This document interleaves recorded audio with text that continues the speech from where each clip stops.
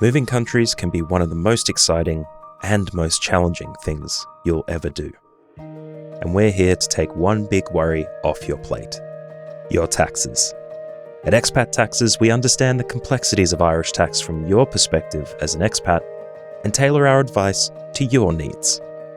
With decades of expertise, our team at Expat Taxes will help you navigate tax residency, cross-border taxation, reliefs and returns, and will work with your country's tax advisor to make sure your taxes are sorted. Whether you're an individual or a corporation coming from Australia, the United States, the UK, or anywhere in the world, we want to help you. So visit us at expattaxes.ie to book a consultation today, and let's make moving to Ireland easier together.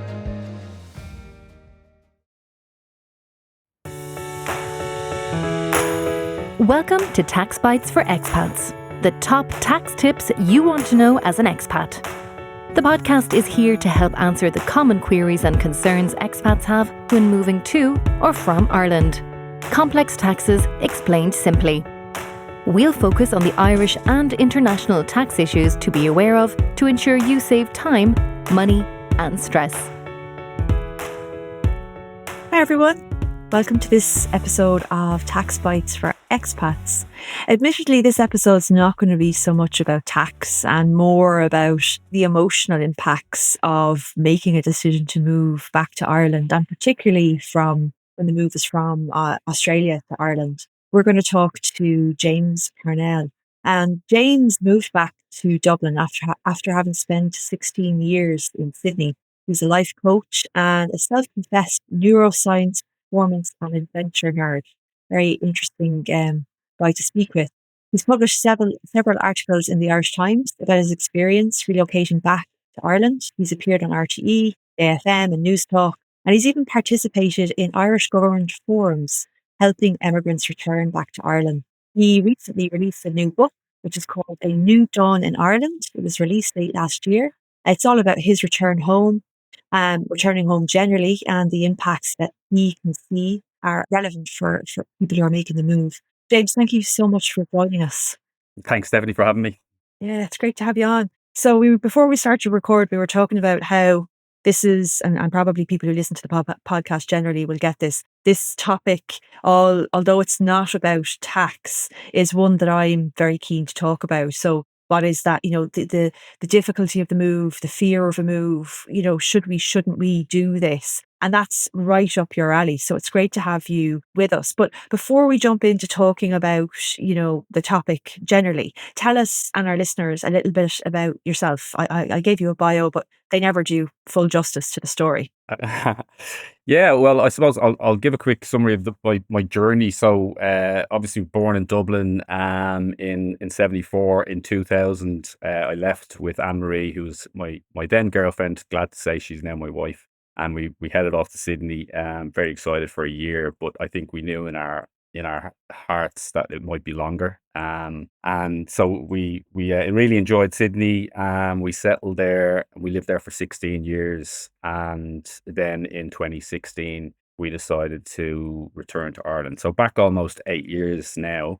And, it's a brand new chapter. I guess Anne-Marie was probably the one who settled the quickest. It took me a while longer. So I started I had never kept a diary or anything like that, but I started to really explore how my mind was working, started keeping a diary and a journal, ended up writing in the Irish Times, did a life coaching qualification, and, almost viewed it as a new chapter in my life and really kind of reinvented myself, started a new business and everything else.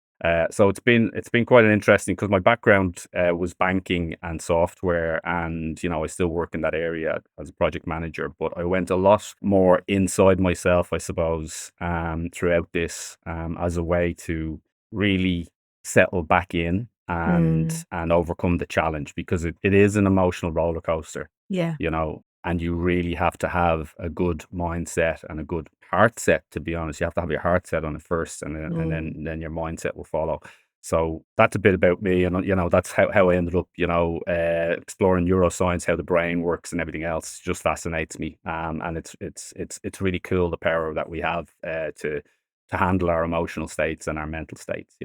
think we're a lot more aware of that these days, aren't we? You know, when you think back to, I grew up in 80s Ireland, we're a lot more cognizant now and able to talk about things like that. I suppose one of the things I would say, and I'd be happy for you to agree or disagree with me, is even though we're probably having this discussion in the context of a move from Australia to Ireland by an Irish person, it struck me the other day. Surely it's not just Irish people who find it difficult to emigrate. You know, it's a difficult thing to do, regardless of where you're moving from, where you're going to. I would say it's difficult to return to a country you grew up in and left. And it's equally difficult to go and move to a new country for a first time. So hopefully what we're talking about, even though it might be in the context of Australia to Ireland or whatever direction it is relevant broadly. Would you agree with that? Do you think Irish people, we have this, are we different from other nations in terms of finding it difficult and that eternal question of should I or shouldn't I? Yeah, it's an interesting one. I don't necessarily think that we're that much different to other nations. I mean, I think countries, people from countries like to think that they're very different, and they do, like in terms of their culture and everything. But that journey, like, it's a lot easier to emigrate because you're the first time you're younger, you're in that age probably where you're seeking new pastures. You're like a pioneer of sorts. You've got that mindset of openness, and you're open to new ideas. The challenge, I think, with returning home is that your expectations, for one, sometimes are that it'll be really easy, it's really comfortable, it. It's not Mm, always that. And even your brain development, like, I mean, I was around 40 when we returned. Like, you're more stuck in your ways. You're less likely to be creating new neural pathways, and less yeah. likely to be. You're more resistant to change. You're more risk averse. All of those things. You're at the stage in life where you really want to settle, and I think, like, for us, it's a natural thing when you have children to really think about that. Mm, I mean, we lived opposite a nursing home, so that made me think a lot about where I wanted to end up.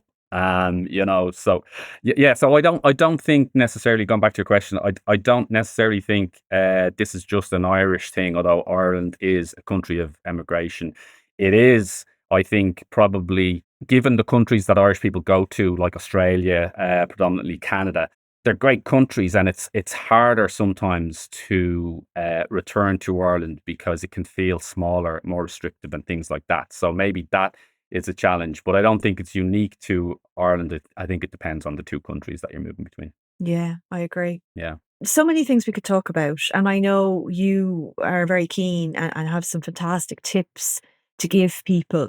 Where to start? I mean, in terms of helping and working with clients who are on a journey to making a decision, maybe talk to me generally about what you experience when you work with clients, the problems you encounter, and the solutions you offer if there's dilemmas there. Like, what problems do people bring to you normally? Well, probably the first thing I'd observe is how overwhelmed and stressed people can be at the early stage of making the decision. And sometimes they get distracted and they get involved in a lot of noise that's irrelevant. Okay, so let me explain it.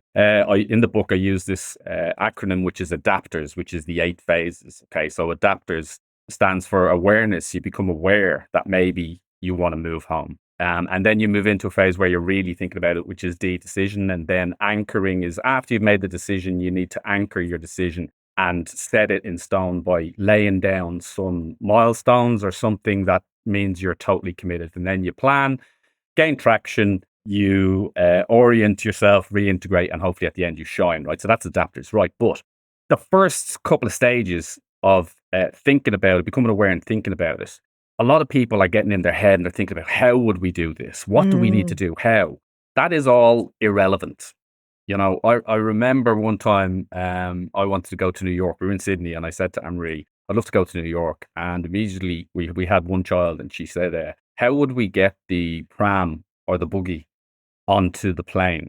And I was like, well, let's just Let's book a flight first. let's just decide if we want to go first, right? So like, you're right, that was straight to logistics, right? So It's natural though. it's absolutely natural, right? You're again, you're looking for problems, risks, and stuff like that. I mean, I should know, I'm a project manager, and I look for too many risks and stuff like that. But the problem is that you actually need quietness and space and silence, and it's like you need to go inside, right?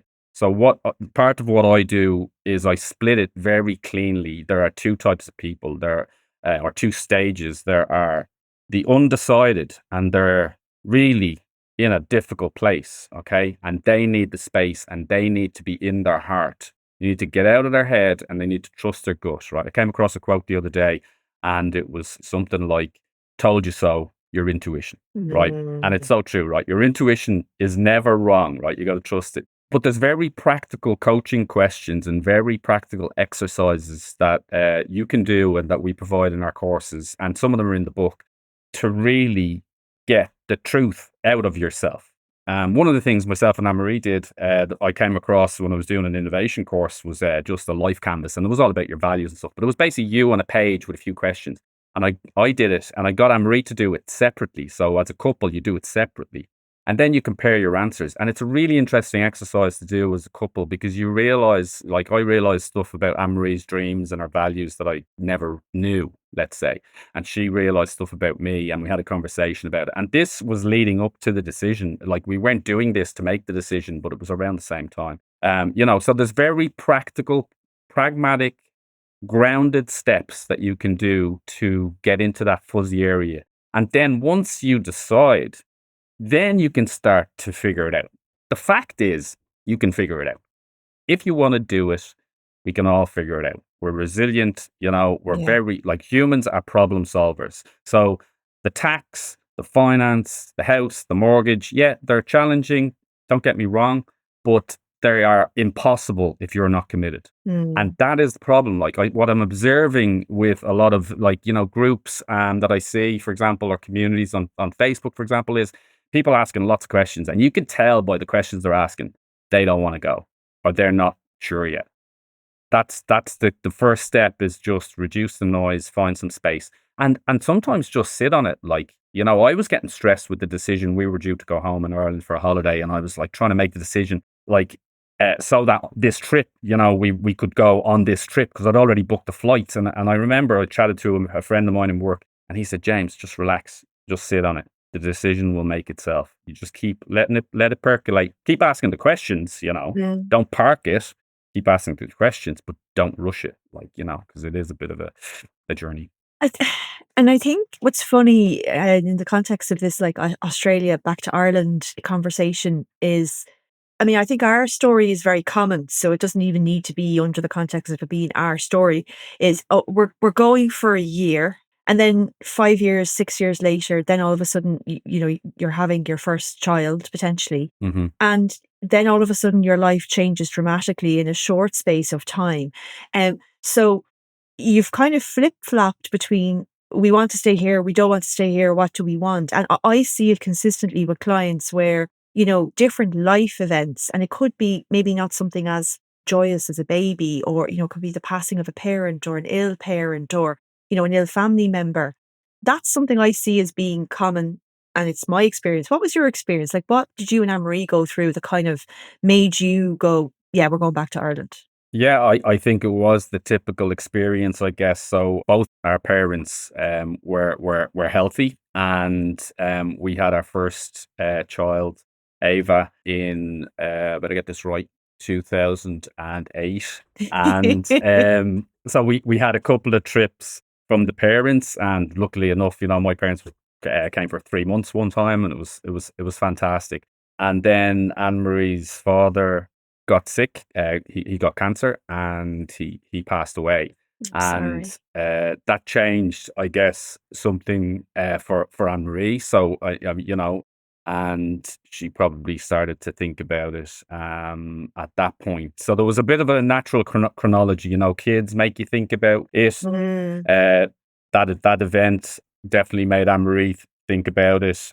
And living across from the nursing home, Yeah. our house was directly across, right? So, it's morbid, right? But I was seeing people going in and not coming out. And I was like, do I want to spend the rest of my life here? And that sort of thing. So definitely that grew the awareness. And then we were lucky enough, like, that we were coming home most years, probably on average every year and a half, over the time we were there. So we had lots of trips home.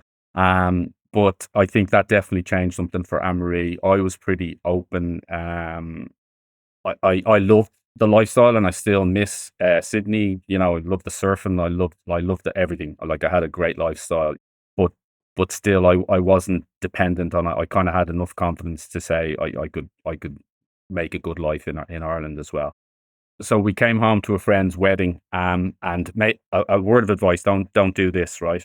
But we had a great wedding down in I think it was Carlow somewhere. Caught up with loads of friends, and the next day we're driving back to Dublin from the wedding, and first time in ages we had no kids with us, and we were able to chat, and we made the decision on the way back. Probably not the best emotional state, because what often what often happens is, you feel really sad. You're coming towards you're about to fly back to Sydney, and it's a very, very emotional time. It's very like it's like a sick feeling in your tummy. Mm. And then when you go back to Sydney or you're home for a few weeks, you get over that, and you go back into the routine, right? So I would say we probably should have done that, but I don't think it would have made a difference to the decision. So we were committed then. You know what? It's funny you say that. I still get this weird reaction every time I walk through arrivals in Dublin Airport, because it's a throwback to when we used to Yeah, come back from Australia and your parents or your family are there. And now I am a bit of a gibbering wreck. I watch other families. It's a special place, but it's also yeah, a miserable place if you go upstairs to departures and watch people saying the goodbye. And yeah, that's exactly it. And this is something that I think is unique to, I would kind of say, Australia, New Zealand, and Ireland, is that it's such a long way yeah. that those goodbyes are very hard. And then even the phone calls when you've landed in Sydney to let them know you're there okay are difficult, because now you can't find the time to pick up the phone and say, I'm back, because they're in bed. It's just, it's Yeah. hard. It's hard. You can understand why people find it difficult and make those decisions in the car on the way back from Carlo. Yeah, definitely. And when Anne-Marie's dad was sick, she didn't know. September, when we flew back, we were here in August. We flew back in September, and she didn't know when she was gonna, or whether she was gonna see him again. In fact, she ended up taking our youngest, James Jr., back, and I stayed in Sydney with the girls. And she, rather than, this was a conscious decision, we knew that if she flew back to take care of him while he was really sick, that she wouldn't be able to go to his funeral. So that was a really weird thing, Mm. we basically had a choice. We'd go back now and spend some time with him while he's alive, and take care of him, and go out and bring him out and that sort of stuff. Um, we both had work and everything else. Yeah. But the Australian distance, you're not hopping back and forth like you are if you're in London or something. Like, it's an extra challenge. It's a factor in the decision, isn't it? In any decision you make, it's a factor. Yeah. So to kind of get then, I suppose, to some of the logistical sides of it, and I'd like to come back to this because I think this is very relevant to people generally listening. Logistically, how did you find the move? I mean, I know it's a few years behind you now, but you help people with this. So, and you're a project manager. So, Yeah. Well, interestingly, like, we made it very exciting. So we did everything pretty well, but we did make mistakes, and there's still loose ends. Like, I'm pretty sure I still have a tax return that I haven't done. You know what I mean? Or two, maybe. But we did, like, we had 3 kids. We had a house to sell, and we decided that we were going to make it exciting. We're going to have a countdown for them, and try and really build up the fact that we were, that this was a new adventure, and we were excited by it, genuinely. But we just wanted to make sure that the kids, weren't upset, and they were a good age, because they were 8, 6, and 3 respectively. So they weren't too old. But that is one tip I'd give for parents, is to make this an adventure, get them on board and everything else. But in terms of logistics, we were quite lucky because we had a house and we had equity. So some of the things were easier for us in terms of getting a mortgage. We actually bought our house on December 23rd without even visiting it. We bought it from Sydney. I got my sister, who had 3 kids. The house was around the corner from where she lived. She went, and we didn't overthink it. We basically wanted south facing with some sun near the coast. And I'm in Malahide in Dublin. And we said we weren't going to be too fussy. And we're not that fussy. The house doesn't have to be, a really perfect house. So she said, yeah, I would live here with 3 kids. and that was good enough for us. So we were the last ones to enter our house when we came home. All our families had been through the You're house very and had trusting. checked it out. Yeah, we were totally trusting, right? But like it's really like, don't. I mean, yeah, house is a big decision, but like you're gonna have enough stresses, right? So the important thing is like to try and make it as easy on yourself as possible. And if you have the money, or if you can spare the money to do that, like, then do it. Not everyone's in that position, but if you can, do try and make it the first year easy for yourself. And we did spend a fair amount of money in the first year, definitely more. Like, I was shocked at the end of the year, I did the finances. I was like, that was too much, but we were happy, you know. Yeah. It's a different way, but we found that was very helpful. So I think one of the concerns I had, and I'm not sure if it was something you shared when you came back, was something like in Australia where we were living, there was playgrounds on every corner. There was everywhere. Mhm. And our youngest son, our eldest son, was at the age where he loved that. So when we came back, we specifically looked for rentals that were near playgrounds, because I thought, well, at least if we've got a playground near us, we're somewhat copying something that felt it was valuable to us when we lived there. Those little things, and sometimes exactly, you might spend a bit more money, maybe you don't necessarily have, but try and make whatever you can as easy as possible insofar as you can. I think that's what you're saying. That's a really good tip. And that's exactly it. You've said it better than I. I mean, I would say make a list of the top 5 things that you love about your current life and try and, make them happen in Ireland. Like, it is extra challenging, for example, outdoor lifestyle, right? That just happens in Sydney, right? You don't even have to think, right? So Mhm. you're out in the sun, you're just drawn outdoors and you're in water. So that's why water was so important to me. And that feeling of openness, like if I'm in a landlocked area, I feel constricted. So that was really, really important for me. So we kind of did that without doing it consciously, like, you know what I mean? But Yeah. that's a really good idea, is like pick the things that are important. And I'll tell you what it won't be. It won't be the furniture in your house. It won't be whether the kitchen needs a reno, Yeah. right? It'll be outside stuff, because one thing I've realized is that, like, all the healthy habits, I'm so glad we had a good bit of time in Sydney to build up healthy lifestyle habits, like being an outdoors people, loving surfing, loving the water, all that. Because when you come back, you really have to plan and think ahead. There's an extra barrier to continue those habits. Mm, So I would really think about that. Like, well, people can complain that the lifestyle in Ireland is not great and all the rest. It's fine. You just have to work harder. yeah. Yeah, I You agree. just have to make it happen, so think about that, and think about, like, as you said, if you want to live near playgrounds, if you want to live near a beach, or you want to live near the mountains, what is it that you like that gets you out? Yeah. Think about that, like, location wise. And I'm interested as well to hear your thoughts on this. One of the observations we had, maybe this was probably my myopic view. We went to Perth, again, very, very outdoor lifestyle. We became outdoorsy people because we didn't have kids at that point. It was easier, and just all, got into road cycling and all these different things. And I think I had stuck in my head that the Dublin or Ireland I left in 2011 when we left was the Ireland I was coming back to. My experience, our experience, was that no, there was sportives, there was running events, there was now people sea swimming, there's so many people hiking. What I'm saying in a long-winded way is Ireland has become a healthier place than it was in the middle of the 2000s, let's say. And our experience when we came back from Australia was that no, it's not identical to Perth in terms of how active everyone is, but it's also not identical to how it was when you left it. Did you notice that changes in Ireland? I mean, you've been away for longer than we had been.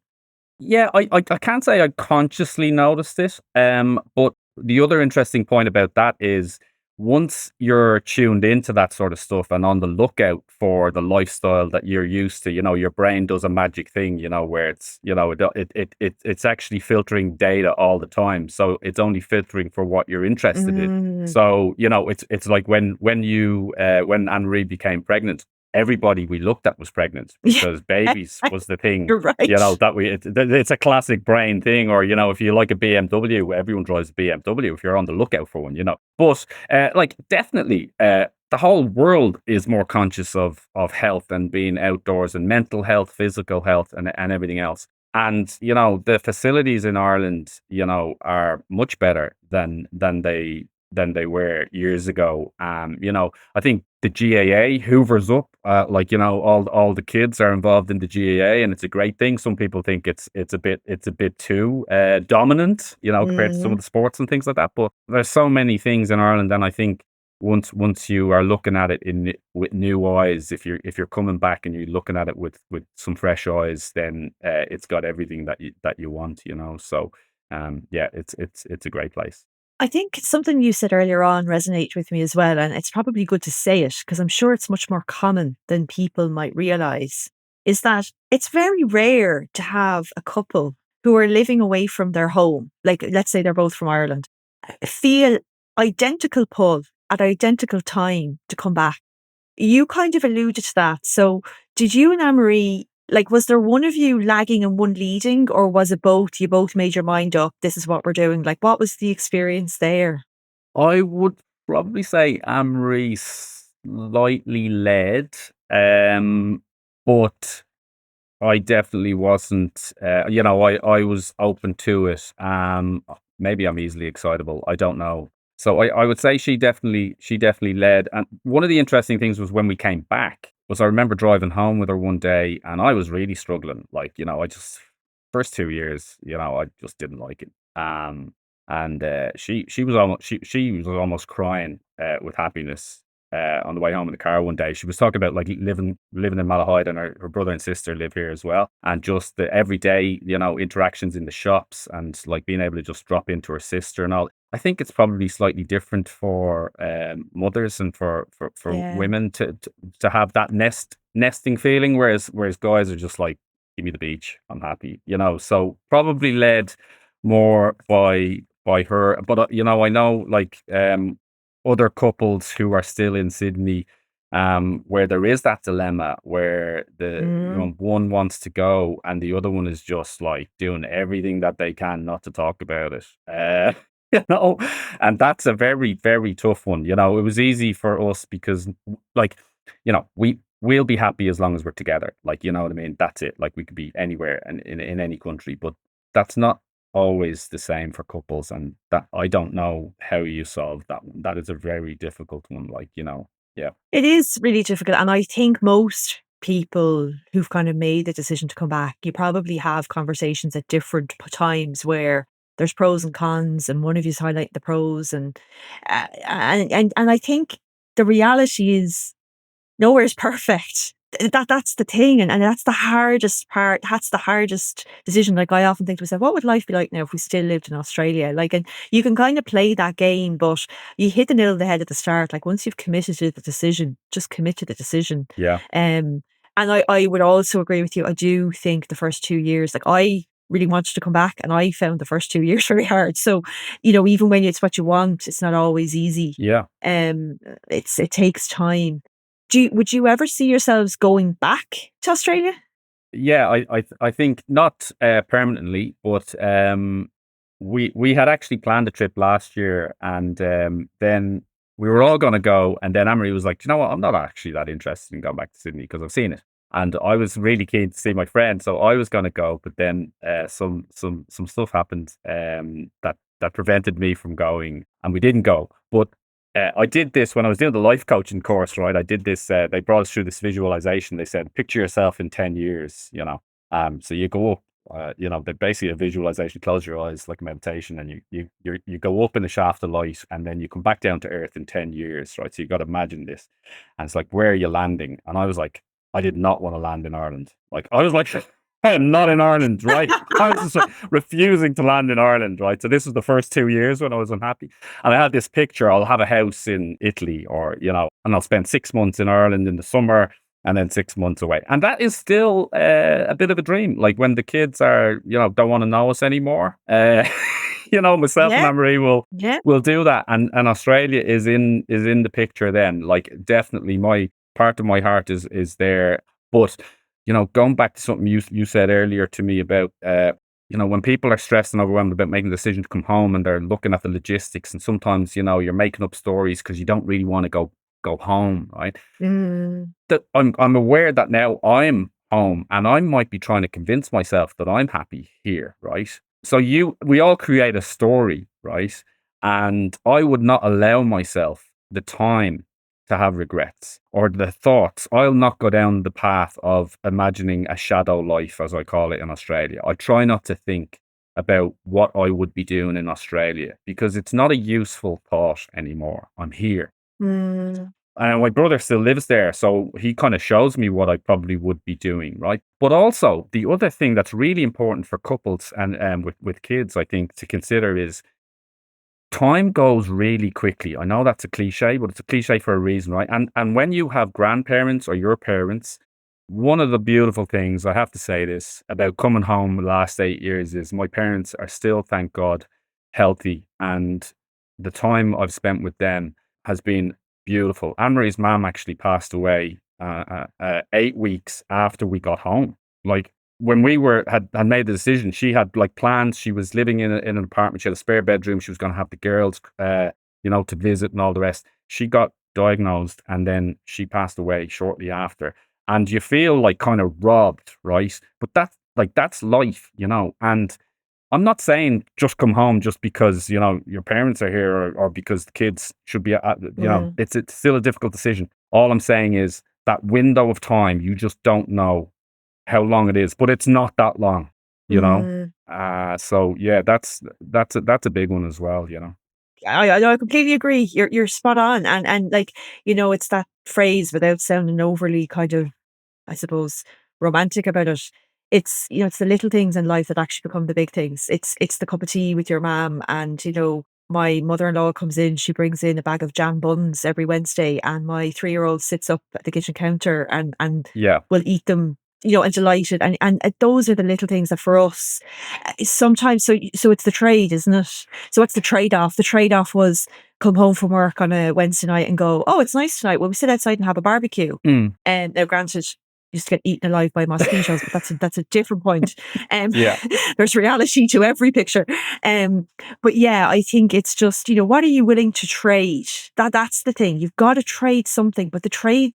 Mm. I think it's that we sometimes think that, if you can have this utopia in either jurisdiction. I don't actually think that exists. Yeah. But I suppose over time, yeah, every decision is easier with time. Every That's it. decision is That's it. But that's a key one. That trade off is really important, right? For those moments, if you are trading off financial security and you're just not going to be able to afford it to live in Ireland, right? Then the trade off probably isn't a practical one, right? Mm-hmm. Or if you're trading off your happiness. But I think there's very few people who cannot make a life and cannot be happy in Ireland. I think if your happiness depends on where you live, it's a bit of a sad state to be in, to be honest with you.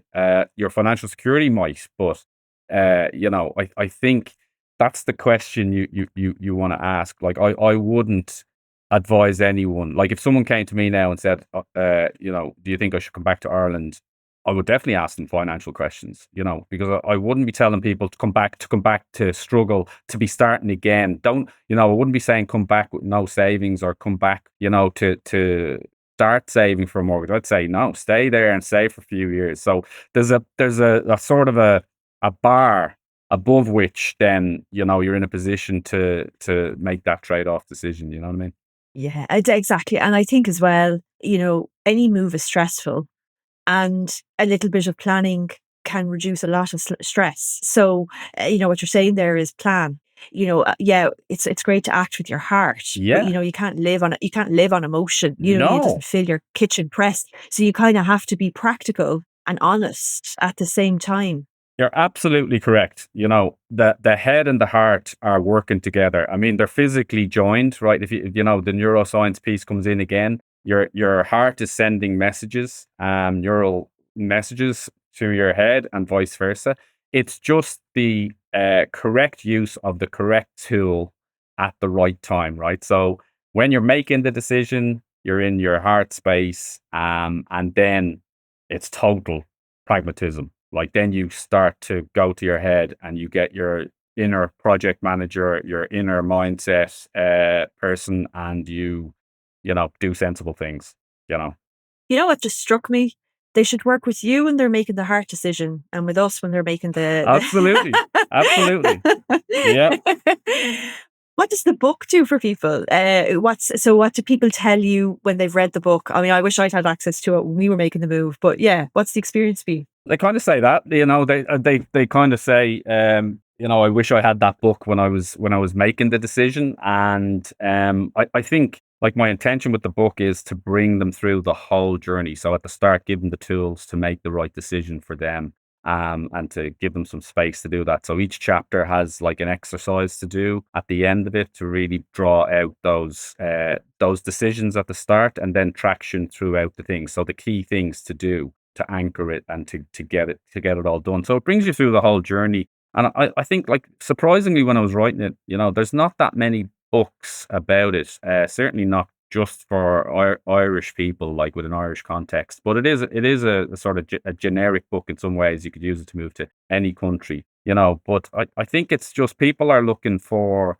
some sort of comfort, and at the end of the book, just some sort of picture of what life, can be like, and some sort of hope as well, that you can make a life with children. So it's a very, as I said, it combines the heart, but it's also a very practical book. And at the end, it's got the hope. So yeah, the feedback has been great, and yeah, I think I just want to get it out there really to help more people.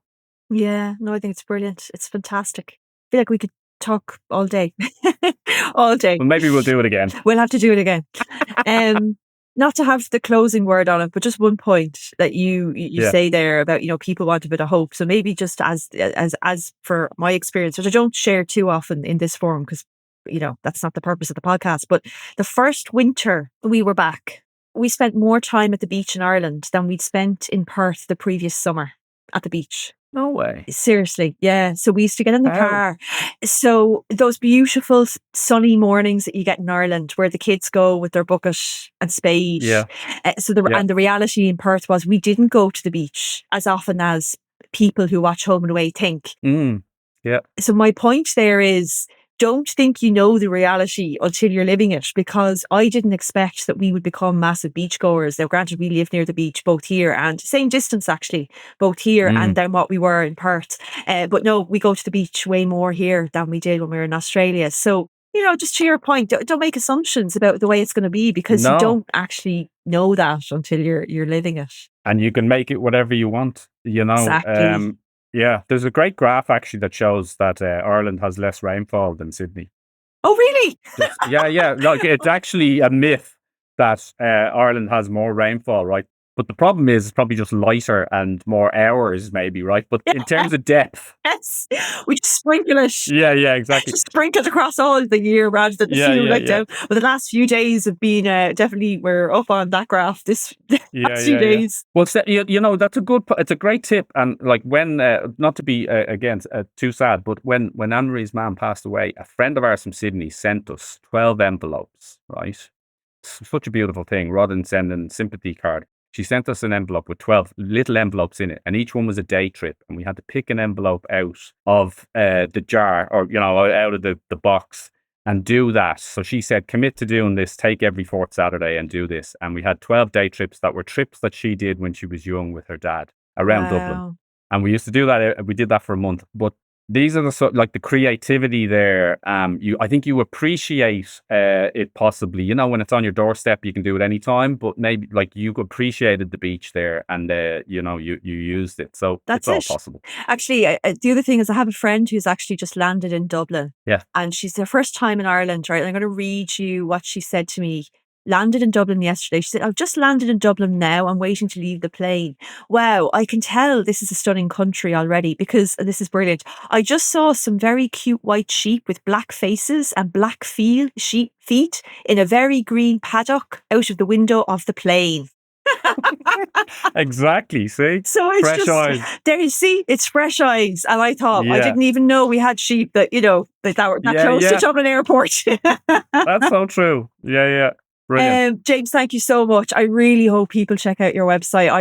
Just to make sure that we're clear about that, that's newdawnireland.com. That's it. The book of the same name, and you have some fantastic contact details on your website, which we will drop into the show notes. And I think my message would be for anyone in that stage of should we, shouldn't we, who needs a bit of guidance. You strike me as somebody who's a really, really good person to have a chat with. So thank you so much for joining us. I really appreciate it.